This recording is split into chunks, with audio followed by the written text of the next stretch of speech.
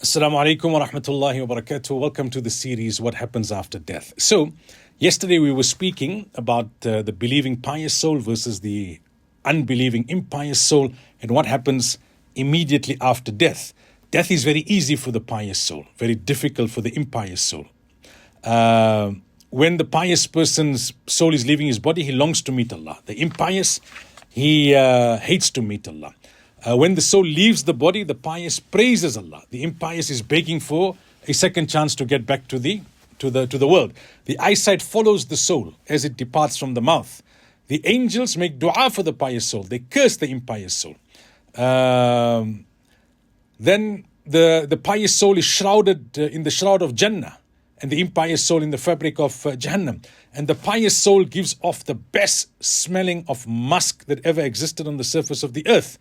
And the impious soul gives forth the most repugnant odor of a decaying cadaver that ever existed on earth. Now, there's a trip to the heavens and back that we will now summarize for you, right? I think it'll be easier if I just talk about the believing soul, and you can then understand that for the unbelieving impious soul, it will be the opposite. Now, as the soul is being taken by the witnessing angels that came, the angel of death extracts it, gives it to the witnessing angels. As they're moving through the heavens now, different groups of angels, they pass. And they tell these angels, and these angels make a supplication. A good soul is coming from the earth. May the blessings of Allah be upon you and the body that you inhabited. Then the angels pass it from one another because it's got a good smell. Hey, smell the soul, smell the soul. Obviously, for the unbeliever, that don't happen. The angels ask each other, what is this good soul? Because they can get the aroma. Then the witnessing angels who are carrying the soul will respond, this is so-and-so, son of so-and-so, son and so-and-so, uttering the best of names. When they reach the lowest heaven, they ask for permission. And the angels who are the guardians of the lowest heaven will say, welcome, good soul that inhabited a good body. Enter in the praise state and receive glad tidings of happiness, sweet aromas, and a Lord who is not angry.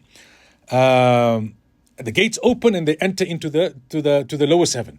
For the impious, the opposite happens. Every gate of heaven will be shut. And from each level now, right, enter the lowest level of heaven.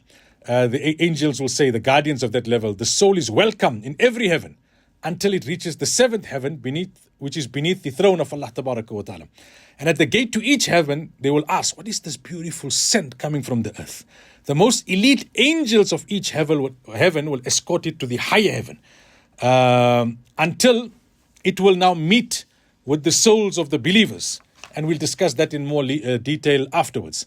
But when they meet with the souls of the believers, from amongst those believers will be his family, his friends who had passed on before him. They will be so happy to see each other. Then Allah will make a decree that for the pious soul, write him in Illiyin. And for the impious soul, write him in Sijjin. That we will also unpack a little later. After this process, this trip to the heavens is over, then Allah will command the witnessing angels that take him back to the earth to complete his appointed time before resurrection. I promised them that from it I created them, meaning soil. Into it I will return them, and from it I resurrect them. مِنْهَا خَلَقْنَاكُمْ وَفِيهَا نُعِيدُكُمْ وَمِنْهَا نُخْرِجُكُمْ تَارَةً أُخْرَى. The soul is now returned to the body. Nicely and gently if it's a pious soul. It's thrown from the heavens back into the body if it's an impious soul. Allah protect us. And now the process in the grave starts, where you've just been buried. You can hear the footsteps moving. There's the squeeze of the grave. There's the questioning. All of that, inshallah, we will discuss as we continue further from here. May Allah Tabaraka wa Ta'ala grant us the tawfiq and understanding.